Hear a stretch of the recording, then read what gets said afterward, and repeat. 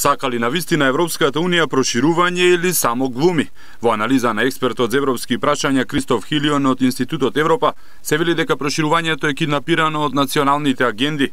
Новите правни и политички пречки ги усложнуваат преговорите. Како пример, Хилион ги наведува така наречените бенчмаркови кои од 2006 се средство за нови барања за земјите кои сакаат да станат членки. Како главни противници на проширувањето се наведуваат Германија и Франција. Грција пак е меѓу декларативните одобрувачи на проширувањето, факт кој во случајот на Македонија е далеку од вистината. Добрососедските односи се принцип кој што треба да важи и за државите членки на Европската Унија, доколку меѓу две соседни држави едната држава веќе е членка на Европската Унија, а другата е кандидат, не значи дека таа што е членка на Европската Унија по автоматизам е добриот сосед, а другата држава е лошиот сосед.